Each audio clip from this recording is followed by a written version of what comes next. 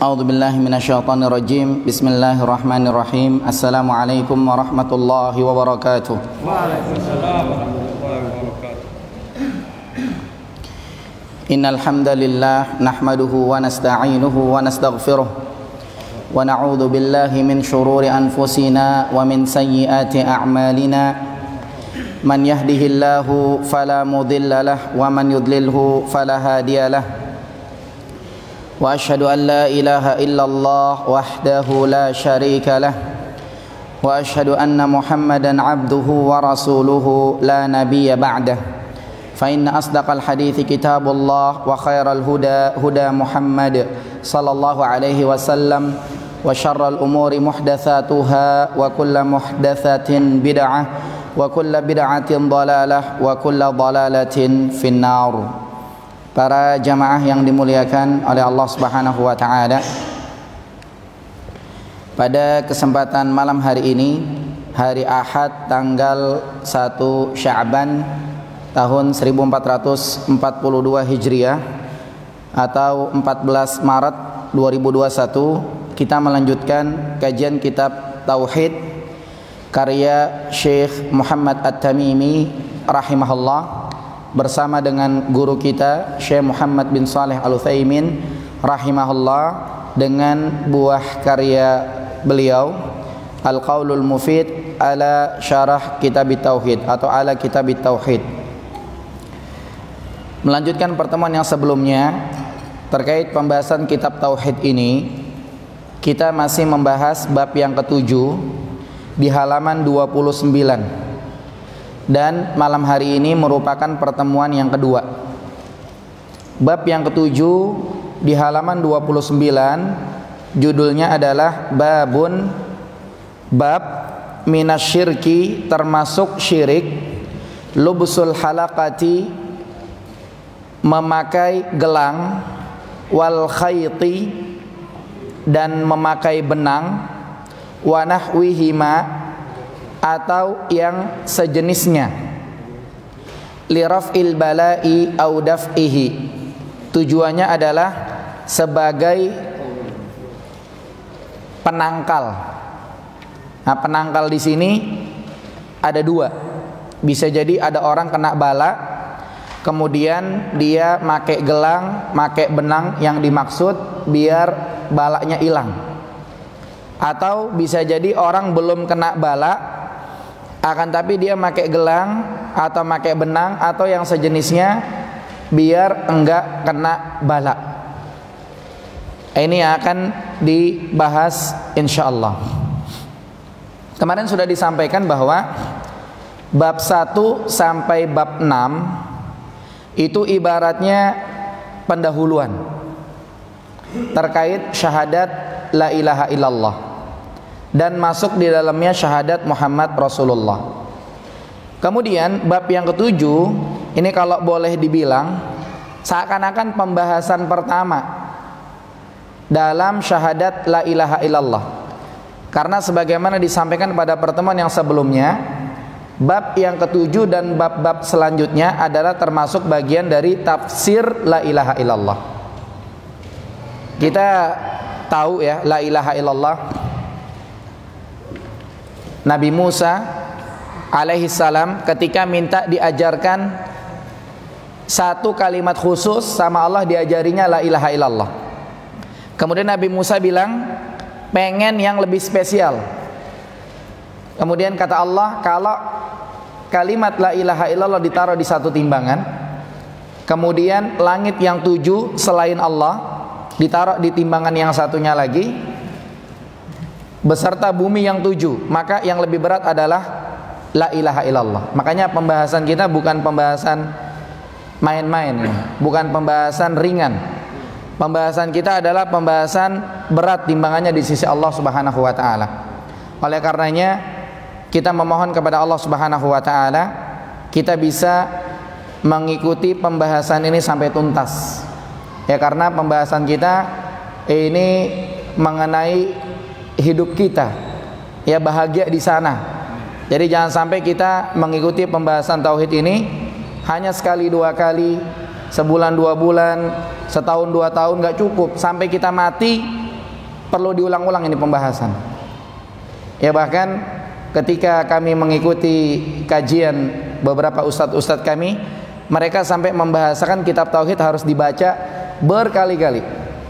Kalau di pengajian harus dibaca mungkin sampai 3 kali diulang, 5 kali. Kalau ustadznya harus baca 10 kali lebih, harus berlipat-lipat daripada yang belajar begitu. Ini PR buat saya dan antum semua insyaallah. Maka kita perhatikan di halaman 29 ada beberapa dalil yang disampaikan oleh penulis rahimahullah. Yang pertama dalil dari Quran, surat Az-Zumar ayat 38. Ini kemarin sudah kita sampaikan pembahasannya. Kemudian yang kedua dalilnya adalah hadis Imran bin Husain radhiyallahu anhu di halaman 29, dalil yang kedua. Ini juga sudah disampaikan kemarin pembahasannya. Kita langsung ke dalil yang ketiga di halaman 30. Kita perhatikan dalil yang ketiga di halaman 30. Di sini disebutkan dan riwayat Imam Ahmad. Ya, setelah hadis yang kedua ada riwayat lagi dari Imam Ahmad rahimahullah. Ini hadis Uqbah bin Amir. Ini hadis secara marfu. Secara marfu maksudnya adalah nyampe kepada Rasulullah sallallahu alaihi wasallam. Jadi marfu ini istilah hadis, maksudnya adalah disandarkan kepada Rasulullah sallallahu alaihi wasallam. Bunyinya adalah man ta'allaqa tamimatan, barang siapa yang menggantungkan tamimah. Tamimah ini artinya apa? Lihat di catatan kaki. Tamimah artinya sesuatu yang dikalungkan di leher anak-anak sebagai penangkal. Mungkin kalau kita di sini bangle kali ya, atau nggak tahu bawang putih, atau peniti, atau sapu lidi yang ditaruh sampai anak-anak, atau yang semakna dengannya. Makanya di sini dikatakan selanjutnya atau pengusir penyakit. Berarti termasuk baju yang dianggap penangkal, atau kalung ayat kursi, atau kalung tulisan-tulisan apa. Kalau niatnya itu berarti yang dimaksud. Ya, atau pengusir penyakit, atau juga pengusir pengaruh jahat yang disebabkan rasa dengki seseorang. Ini yang dikatakan sebagai penyakit ain. Dikalungkan, digantungkan itu dan lain sebagainya, maka itu yang dikatakan sebagai tamimah. Di sini dia menggantungkannya, kemudian dia meyakini dengan hatinya dan dia bergantung dengan tamimah itu di dalam mendapatkan manfaat atau menolak mudarat. Biar urusannya lancar, maka jangan lupa ngantongin ini barang. Atau selama ini dia urusannya susah, maka kantongin ini barang, atau pakai ini kalung, pakai ini gelang, atau digantung di mana biar hilang madaratnya, maka itu namanya tamimah. Barang siapa yang menggantungkan tamimah, man ta'allaqa tamimatan fala atammallahu lahu, maka semoga Allah tidak menyempurnakan atau semoga Allah tidak memenuhi hajatnya. Kenapa dia gantung tamimah? Oh, karena biar apa-apanya lancar. Maka di sini didoakan oleh Nabi SAW, semoga Allah tidak memenuhi hajatnya. Kenapa dia pakai tamimah? Oh, biar usahanya yang lagi seret lancar. Maka didoakan oleh Nabi SAW, mudah-mudahan Allah tidak memenuhi hajatnya. Nah, ini bermakna dua, bisa jadi bermakna didoain sama Nabi SAW sebagaimana terjemahan, atau bisa jadi informasi dari Nabi SAW. Orang yang dia make tamimah, make gantungan ini, gantungan itu, biar bisa nolak bala, atau bisa ngilangin bala, atau bisa dapetin manfaat, urusan gampang dan yang lain-lain. Bisa jadi ini didoain oleh Nabi, nggak dipenuhi hajatnya, atau Nabi mengabarkan nggak bakal dipenuhi hajatnya oleh Allah Subhanahu wa ta'ala. Kalau misalkannya ini maknanya adalah doa, maka kita doain orang yang begitu ya, mudah-mudahan kagak dipenuhi hajatnya. Tapi kalau sebagaimana orang itu didoain sama Nabi SAW, nah kita juga doain orang itu nggak apa-apa kalau memang maknanya adalah doa. Tapi kalau maknanya adalah informasi, maka kita informasiin sama orang yang make begituan, informasi dari Nabi, ya nggak bakal dipenuhin hajatnya sama Allah. Akan tapi mau fungsinya informasi, maknanya informasi atau maknanya doa, intinya gantung-gantungan model-model begitu hukumnya adalah haram. Ya, gantung-gantungan model-model begitu hukumnya adalah haram. Digantung di mobil biar nggak kecelakaan, digantung di motor biar nggak kecelakaan. Kalau niatnya itu. Tapi kalau cuman stiker biar keluar masuk lokasi tertentu bebas, stiker biar bebas parkir dan yang lain, itu bukan yang dimaksud. Ya, bukan yang dimaksud. Kemudian lanjutannya, wa man ta'allaqa wada'atan, dan barang siapa yang menggantungkan wada'ah. Kalau tadi tamimah, sekarang wada'ah. Wada'ah apa artinya? Lihat di catatan kaki. Wada'ah di halaman 30 nomor 27 catatan kaki, sesuatu yang diambil dari laut, menyerupai rumah kerang. Menurut anggapan orang-orang jahiliyah, dapat digunakan sebagai penangkal penyakit. Termasuk pengertian ini adalah jimat. Berarti wada'ah kalau mau ngikutin terjemahannya orang jahiliyah dulu, kayak biji-biji congklak. Biji-biji congklak, keyakinan sebagian orang dulu, tapi nggak tahu kita dengar apa enggak. Kalau saya nggak pernah dengar, tapi ini kan secara riwayat orang dulu punya keyakinan demikian. Itu bisa jadi penangkal wada'ah itu, yang model-model kerang yang dari laut. Tapi termasuk makna ini jimat, atau jahitan-jahitan di benang-benang merah, kumpulan-kumpulan tulisan-tulisan nggak jelas. Ini termasuk wada'ah. Wa man ta'allaqa wada'atan, dan barang siapa yang menggantungkan wada'ah, fala wada'allahu lahu, semoga Allah tidak menjadikan dia tenang. Jadi menggantungkan wada'ah biar hidupnya tenang, biar nyaman, biar nggak mikir macam-macam dan seterusnya. Maka yang seperti itu justru Allah tidak berikan ketenangan. Dalam riwayat lain disebutkan tidak diberikan kebaikan. Ya, dalam riwayat lain disebutkan tidak diberikan kebaikan. Istilahnya orang pakai gantungan model begitu, dikatanya biar mujur kali. Maka mudah-mudahan kagak mujur begitu istilahnya.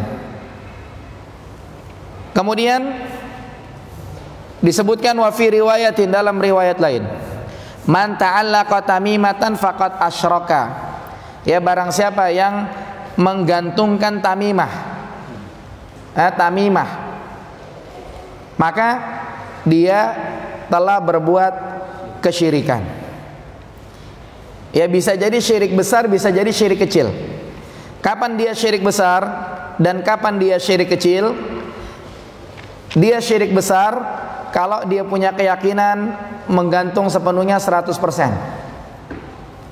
Ya, dia pakai cincin. Berarti kalau cincin ini maknanya wada'ah atau tamimah? Wada'ah, karena dipakai begitu kan. Tapi kalau dia pakai kalung, lebih maknanya adalah tamimah, begitu. Nah, maka kalau dia keyakinan itu satu-satunya yang menyelamatkan dia, maka ini namanya syirik besar. Ya, kalau dia meyakini itu barang yang bikin dia mujur sama bikin dia kagak celaka, maka ini syirik besar. Akan tapi kalau dia meyakini ini cuma sabab doang, tenang aja. Gue juga yakin yang bikin semua juga yang nakdirin Allah gitu kan. Ini syirik kecil. Ini syirik kecil. Dan dua-duanya berbahaya. Ya, dua-duanya berbahaya. Syirik besar, syirik kecil, dua-duanya berbahaya. Nanti akan terlihat bagaimana bentuk dan nampak bahayanya itu. Kita lanjutkan yang berikutnya. Ibnu Abi Hatim meriwayatkan dari Hudzaifah bahwa dia melihat ada seorang laki-laki di tangannya ada benang untuk mengobati sakit panas. Jadi di tangannya ada benang untuk ngobatin sakit panas atau demam. Maka dia putuskan benang itu. Jadi dia ngeliat ada orang pakai benang untuk ngobatin demam, langsung diputus. Mungkin kalau kita, bahasa kita mungkin fanatik banget nih orang begitu kan. Tapi bukan itu. Justru di sini lihat bagaimana tegasnya para salaf atau orang-orang soleh terdahulu terkait masalah kesyirikan ini, karena saking berbahayanya. Kita sudah sampaikan ya, dakwah tauhid ini diantara tanda kesuksesan seorang dai. Seorang dai dikatakan sukses tatkala dia berhasil mendakwahkan tauhid kepada masyarakat. Kasar-kasarnya dai ini belum ngajarin sholat, belum ngajarin zakat, belum ngajarin yang lain-lain. Seandainya orang itu mati tapi belum diajarin yang lain-lain kecuali diajarkan tauhid, maka insya Allah di sono selamat. Akan tapi kalau diajarin macam-macam, lupa tidak diajarkan tauhid, wallahu alam di sono. Takutnya di keseharian dia make gantungan model-model kayak gitu, hilang semua amalnya, takutnya, gitu kan?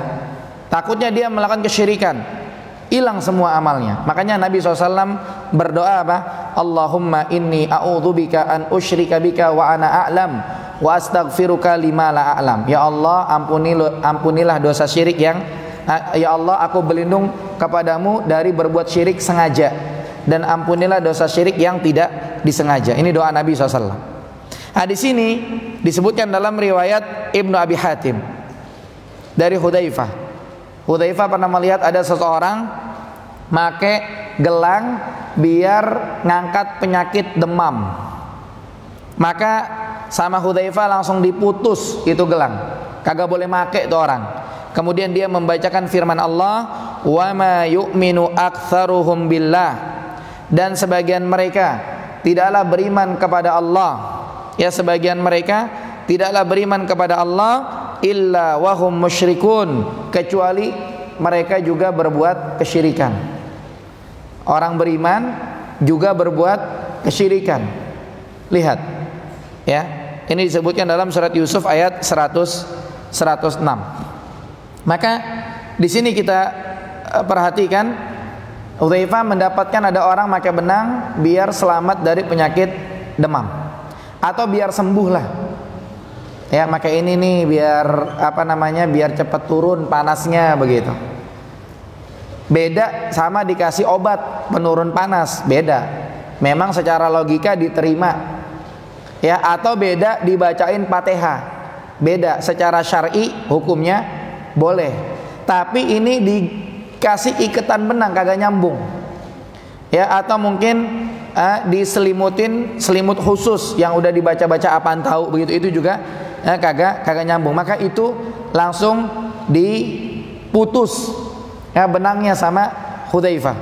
Maka di sini nampak bagi kita bagaimana semangatnya orang-orang salaf terdahulu, bagaimana perhatian mereka mengingkari kemungkaran.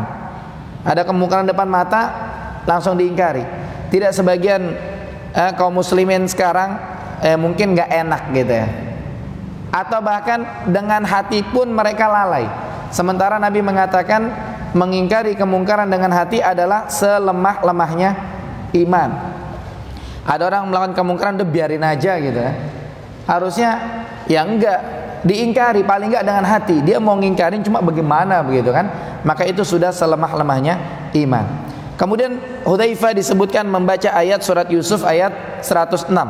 Wa ma yu'minu aktsaruhum sebagian mereka wa ma yu'minu aktsaruhum billah, sebagian mereka beriman kepada Allah illa wa hum musyrikun, tapi mereka juga berbuat kesyirikan.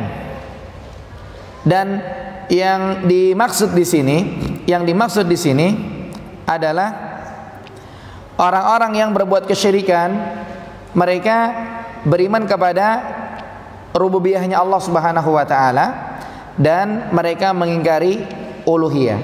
Mereka tidak mau beribadah kepada Allah. Karena apa? Karena di antara bentuk kesyirikan jahiliyah dulu, bentuk kesyirikan jahiliyah, mereka itu beriman kepada Allah. Ini orang kafir, orang musyrik di zaman jahiliyah, mereka beriman kepada Allah. Sampai apa? Sampai mereka kalau mau keluar kota Makkah, mereka mau safar, mereka bawa batu dari kota Makkah. Tujuan batu itu apa? Nyelamatin dia di jalan. Yang nyelamatin siapa? Allah yang nyelamatin. Tapi kalau orang sekarang bawa batu dari mbah-mbah, di kepala dia cuma ada batu itu doang dari mbah-mbah itu, dia mungkin lupa sama Allah Subhanahu wa taala. Walaupun mungkin ada sebagian yang bilang ini cuma sabab doang, yang nakdirin Allah. Tapi tetap aja ini adalah bentuk kesyirikan. Wahum musyrikun. Mereka bersama dengan itu berbuat kesyirikan. Iman campur syirik. Maka ini sebagai dalil. Bahwasanya bisa jadi seseorang yang dia beriman plus juga ada sekalian kesyirikan dalam hatinya, bisa jadi. Akan tapi bukan syirik besar. Bukan syirik besar. Kenapa? Karena kalau syirik besar nggak bakal nyampur sama iman. Kalau syirik besar nggak bakal nyampur sama iman. Makanya sebagian kaum muslimin kita dapati mereka berbuat kesyirikan, ketika kita ingatkan mereka bilang apa? Ini cuma sabab doang, yang nakdirin adalah Allah. Ini sebagai bukti akan ayat ini. Kadang-kadang orang beriman juga berbuat kesyirikan, tapi kesyirikan yang dimaksud adalah syirik kecil, bukan syirik besar. Kenapa? Karena syirik besar itu tidak akan nyampur dengan iman. Tapi kalau syirik kecil kadang-kadang nyampur dengan iman. Kita lihat sebagian kaum muslimin, mungkin dia majang-majang apa gitu, dan dia punya keyakinan lebih. Ketika ada orang yang belajar mengingatkan, kemudian dia bilang ini cuma sabab doang, yang nakdirin Allah, syirik kecil. Akan tapi memang itu kadang-kadang dilakukan oleh orang yang beriman. Ini dalil-dalil yang disampaikan oleh penulis rahimahullah. Sekarang kita perhatikan isi kandungan pembahasan ini di halaman 30.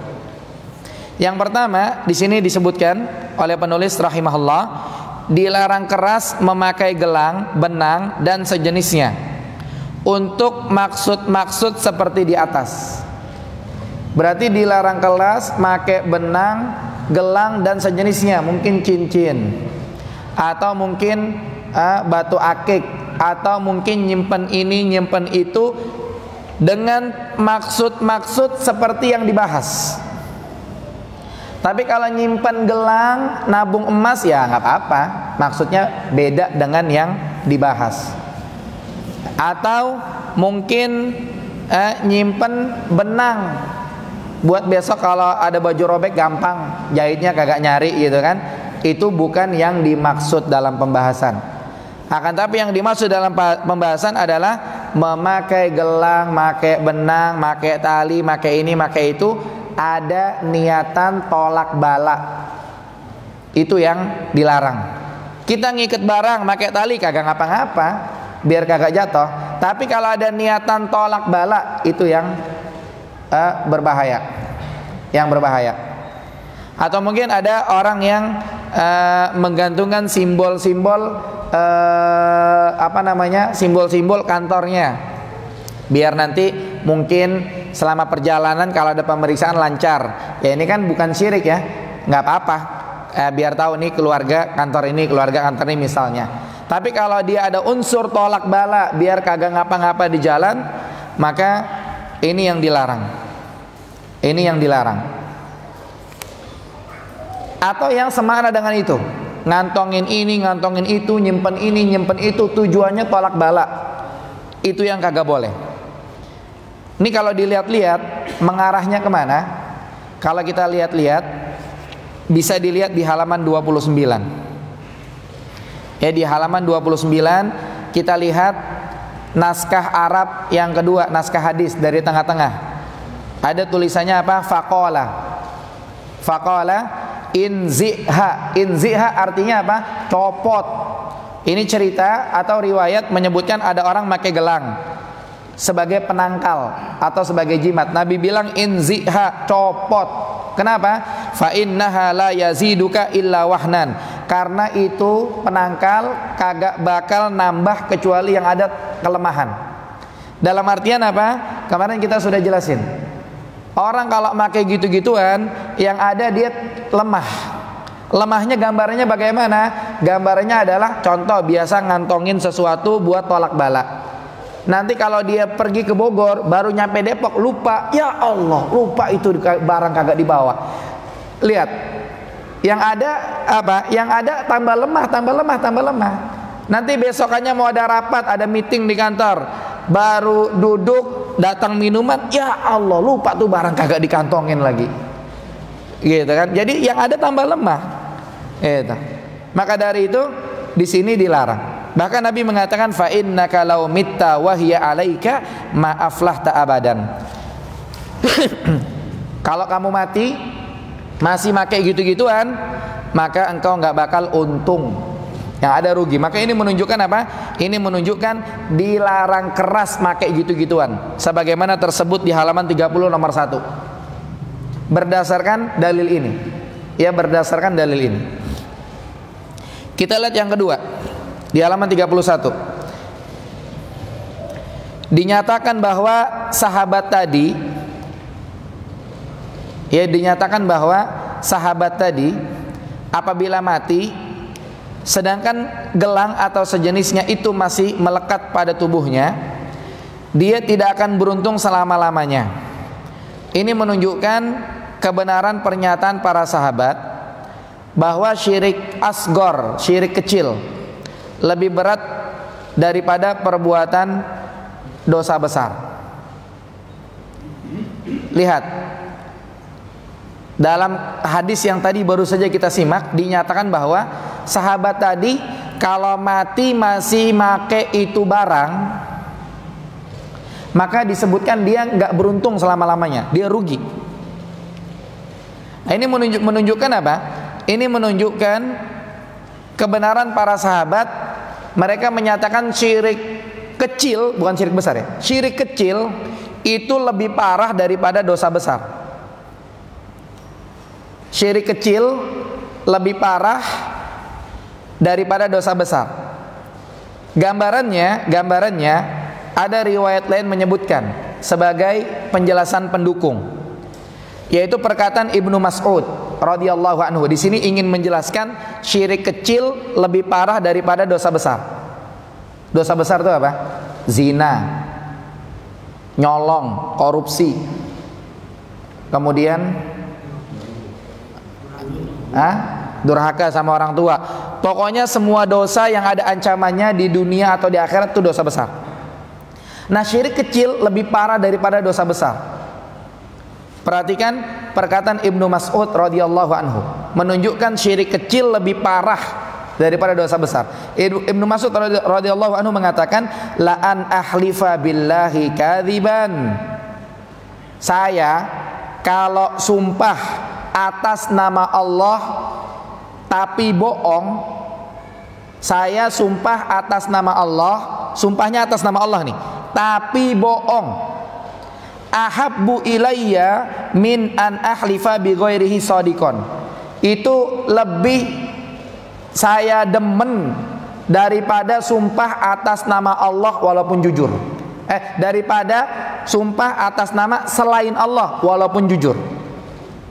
Jadi mendingan sumpah atas nama Allah, mendingan sumpah atas nama Allah walaupun bohong, yang penting masih atas nama Allah, daripada atas nama selain Allah walaupun jujur. Tapi bukan berarti kita diajarin boleh sumpah atas nama Allah tapi bohong, bukan. Ini terkait kajian tafsir Sabtu kemarin. Disebutkan apa? Disebutkan ya, di antara metode Allah ketika menyebutkan antara orang yang baik dengan orang yang lebih baik, orang yang baik dengan orang yang lebih baik, Allah masih mengatakan dua-duanya tetap dapat pahala. Kemarin pembahasannya itu di tafsir terkait orang-orang di zaman Nabi SAW. Ada orang-orang yang dia diam di rumah, nggak ada uzur, nggak berangkat jihad.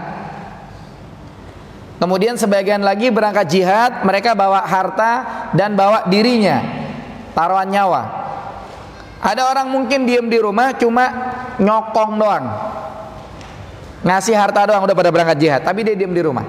Kata Allah, orang yang duduk diam di rumah nggak ada uzur dibanding orang berangkat jihad, lebih afdal orang yang berangkat jihad. Mereka lebih 1 derajat di sisi Allah.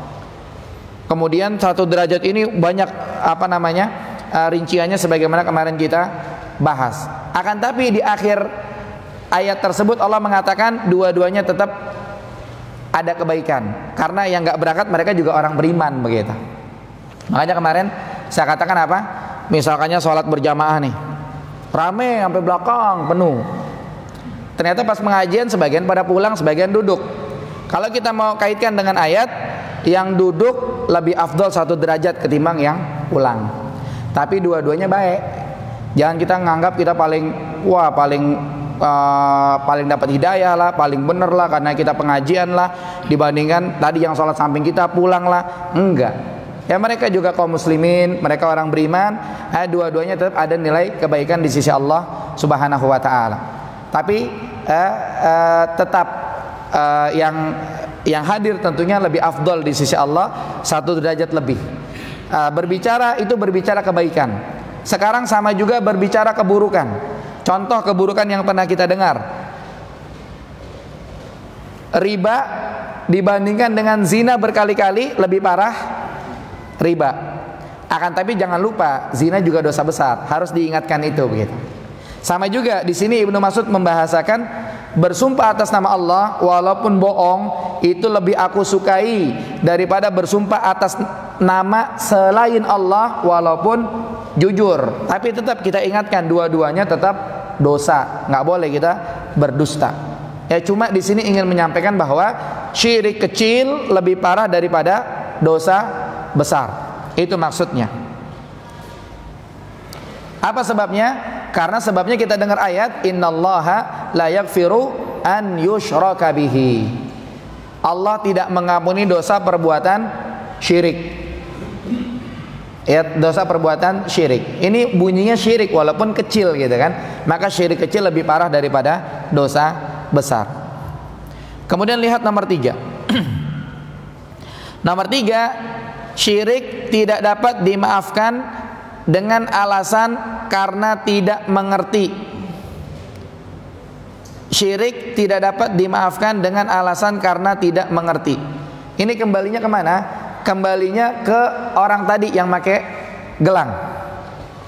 Nabi mengatakan kalau kamu mati tetap pakai ini maka kamu rugi.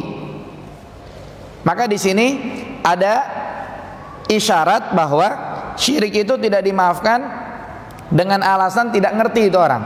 Jadi biar dikata kagak ngerti, tetap hitungannya salah.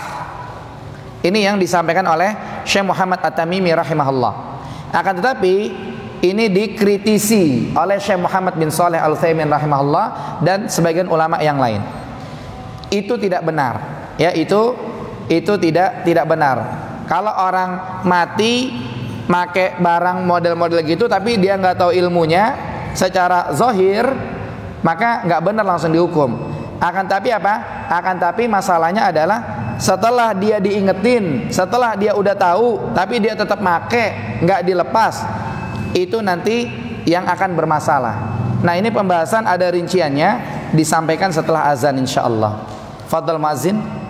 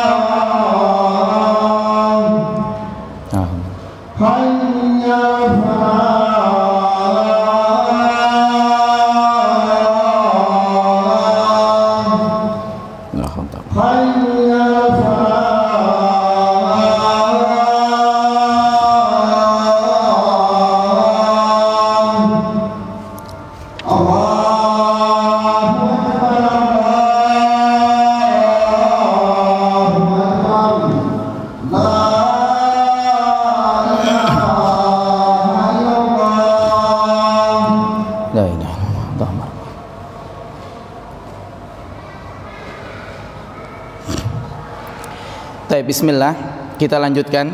Kita fokus di halaman 31 nomor 3. Syirik tidak dapat dimaafkan dengan alasan karena tidak mengerti. Ini isyaratnya kembali kepada sahabat tadi. Nabi mengatakan kalau nggak dicopot kamu mati rugi. Nah di sini kan seakan-akan tidak ada alasan walaupun dia nggak ngerti, begitu kan? Sebelum dibilangin sama Nabi tetap hitungannya salah. Ini menurut Syekh Muhammad At-Tamimi rahimahullah. Tapi dikritisi oleh sebagian ulama termasuk diantaranya Syekh Muhammad bin Shalih Al-Utsaimin rahimahullah, itu kurang pas. Karena otomatis yang bakal dihitung, yang bakal dihisap, yang bakal dianggap kalau orang udah ngerti, udah dikasih tahu. Makanya itu perlu dirinci. Rinciannya bagaimana? Rinciannya ada 2. Kapan orang itu dapat uzur kejahilan tuh kapan? Yang pertama, rincian yang pertama, dia tidak ada uzur kejahilan, tidak diterima alasan apapun, dia nggak ngerti. Kalau memang yang salah itu dia. Contohnya apa? Contohnya dia tinggal di kota, banyak pengajian, banyak sarana internet, banyak sarana kalau dia mau mencari kebaikan. Kan kita lihat berapa banyak orang-orang yang mu'allaf, gara-garanya mereka nyari. Mungkin ada sebagian yang saya pernah dengar, ada sebagian mu'allaf yang dia ngumpulin Quran cetakan tiap tahun beda-beda. Kemudian dia ngumpulin kitab sucinya dia cetakan tiap tahun beda-beda.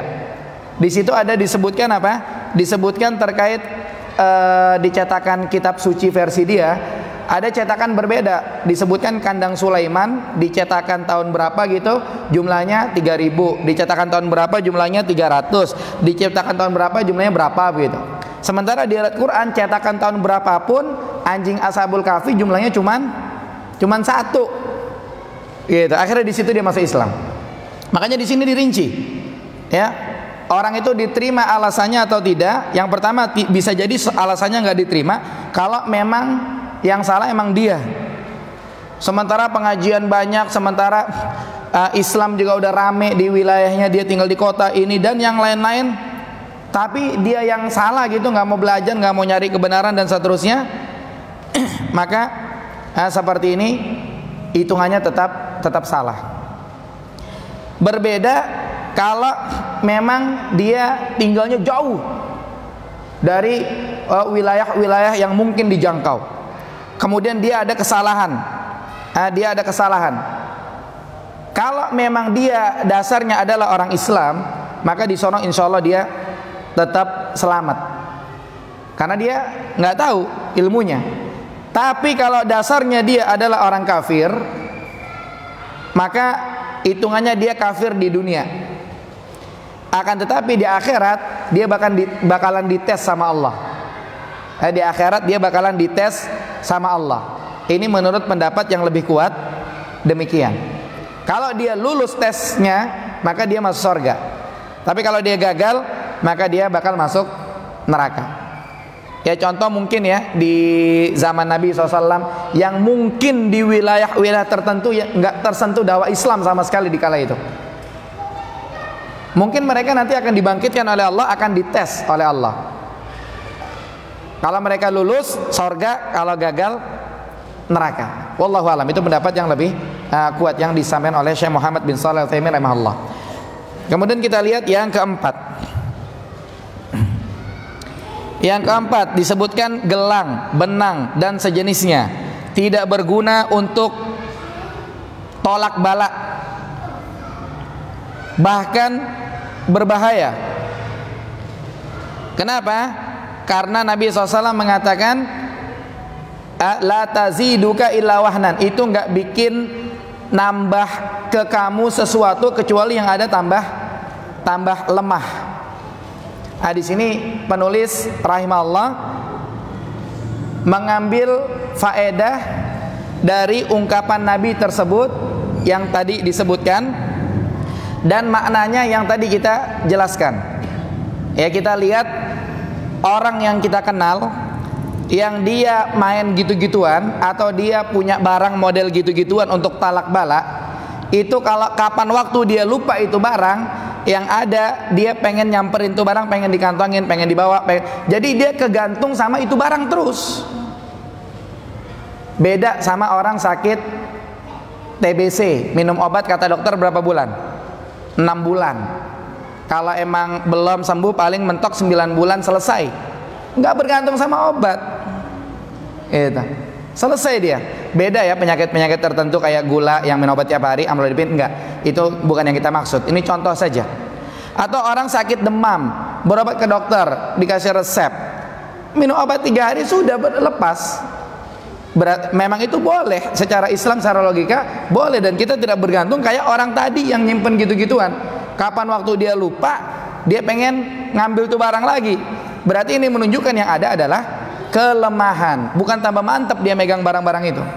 Nanti kalau itu barang hilang, datang lagi ke mbah-mbah kemarin, minta lagi, fulus lagi, bayar lagi, bawa lagi, senang lagi dia, ketinggalan, dan begitu seterusnya. Nggak bakal nambah kekuatan. Yang bikin tambah kekuatan apa? Tatkala seseorang hanya bergantung kepada Allah Subhanahu wa taala.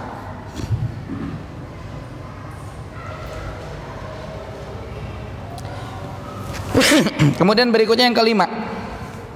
Yang kelima, mengingkari dengan keras atau mengingkari dengan tegas. Ya kalau keras kayaknya bahasanya kurang enak. Ya, mengingkari dengan tegas terhadap orang yang melakukan perbuatan seperti itu. Di sini diambil dari sabda Nabi apa?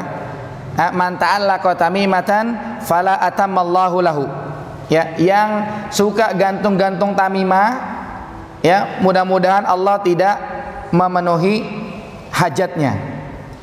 Kita harus tegas. Tegasnya bagaimana? Tegasnya, kalau ini adalah informasi dari Nabi SAW namanya, maka informasi ini kita teruskan. Ya, kita teruskan. Tapi kalau ini model doa, bisa kita katakan begitu sama orang yang bersangkutan tadi. Dan ini adalah sikap tegas, apalagi sama perbuatan syirik. Ya. Dan pastinya tegasnya ini disesuaikan. Tentunya tidak melupakan bil hikmah wal mau'izatil hasanah, dengan hikmah dan dengan mau'izah hasanah. Ya, tentunya jangan lupa itu. Kita punya saudara gantung-gantung gitu, maka kita yang tegas lah. Kalau salah bilang salah, jangan kita mau ngomong nggak enak biarin aja, jangan. Ya, seperti misalkannya kayak contoh saya pribadi, kalau dengar ada saudara saya punya usaha, kemudian dia suka ngambil garam sama mbah-mbah di kampung pulang, Saya kadang kalau misalkannya datang nih, saya makan, usahanya apa gitu, entah usaha jual makanan matang atau apa, saya datang silaturahmi, saya makan. Ketika saya makan, saya dengar-dengar kan suka ngambil garam tuh saudara. Saya ngomong, ih enak bener nih makanan. Garamnya dari mbah mana nih? Udah saya baru nyambung ke arah syirik apa gitu. Jadi kita bikin suasana enak, di situ kita bisa masuk nasihat. Jangan lupa dalam ingkar mungkar bil hikmah wal mau'izah hasanah.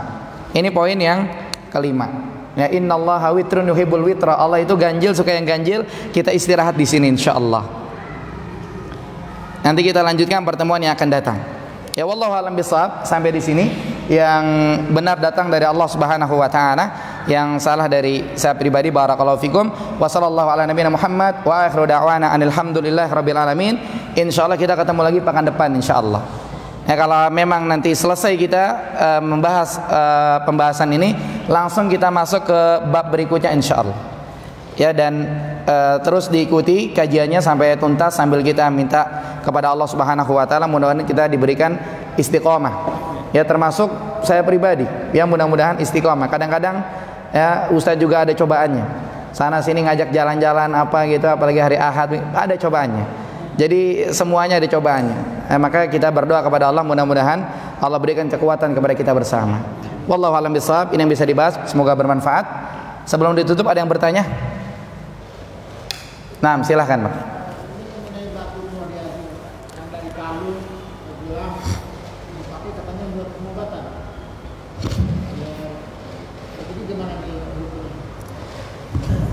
Batu atau kalung buat pengobatan, maksud Bapak kalung kesehatan. Nah, kalung kesehatan pertemuan kemarin sudah kita jelaskan.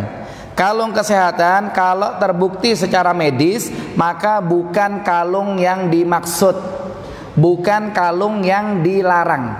Kemarin kita sampaikan batu-batu biogas, katanya batu kesehatan ditaruh di galon air buat minum apa. Kalau memang terbukti secara medis, toh mereka bergantungnya bukan bergantung kepada batu itu gitu kan. Beda ya kesan di hati ketika beli batu kesehatan dengan dapat batu dari mbah-mbah orang-orang pintar itu, beda kesan di hatinya ya. Ada orang beli batu dari mall, biogas mungkin nggak dijual di mall. Ada yang pernah lihat dijual di mall biogas? Atau dari online, ya kan, tulisnya batu kesehatan. Ketimbang dia dapat tuh batu dari mbah fulan orang pintar, rasa di hati beda kan. Ketika dapat dari orang pintar kayaknya imannya nyantol sama tuh batu gitu kan. Tapi kalau dari batu kesehatan, ya dia ngomong nih udah kesehatan, terima apa kan gitu. Dia bergantungnya secara logika kesehatan gitu kan. Maka itu bukan yang dimaksud dilarang kalau memang terbukti secara kesehatan. Jelas insyaallah Pak ya. Wallahu a'lam. Nah, silakan. Assalamualaikum. Bagaimana dengan orang yang bergantung dengan misalnya tulisan instansi, misalnya instansi sesuatu lah gitu kan, di mobil gitu kan, merasa percaya diri dia dengan bacaan apa gitu. Iya, tadi kita sudah jelaskan. Ada misalkannya dia gantung stiker, keluarga kantor ini aman dari tilangan misalkannya, atau lancar jaya nggak keluar dari lolos dari pemeriksaan. Itu dia bergantungnya tolak balanya bukan tolak bala kayak dia dapat batu dari mbah-mbah itu. Jadi itu unsurnya unsur lain gitu kan. Jadi apa namanya itu bisa keluar dari, bisa jadi keluar dari yang dimaksud. Tapi kadang-kadang kalau karena kekhawatiran, maka yang terbaik ya mungkin nanti ada unsur adil dan tidak adil di situ, zalim dan tidak zalim ya kan. Yang lebih selamat adalah nggak usah ngandelin tempel-tempelan begitu. Ya sudah, sesuai dengan aturan yang ada saja. Itu yang lebih selamat. Akan tapi kalau dikaitkan dengan kesyirikan, maka tergantung kepada niatan. Karena yang jelas-jelas syirik saja, kalau niatnya kepada Allah, syiriknya syirik kecil. Kalau niatnya memang sama tu barang, syiriknya syirik besar. Sementara tadi bukan unsur kesyirikan, tapi unsur peraturan yang ada di lapangan biar lolos dari pemeriksaan ini itu dan yang lain-lain. Maka Allah alam ini tidak termasuk kesyirikan. Akan tapi mungkin ada dosa yang lain. Mungkin dosa kezaliman, mestinya dia dihitung salah karena ini itu jadi dianggap tidak salah, ketidakadilan dan yang lain-lain. Maka yang lebih selamat normal saja. Wallahu a'lam. Cukup insyaallah. Yang masih mau lanjut ketemu saya langsung setelah Isya insyaallah. Sampai di sini subhanakallahumma bihamdika asyhadu an la ilaha illa anta astaghfiruka wa atubu ilaik. Assalamualaikum warahmatullahi wabarakatuh.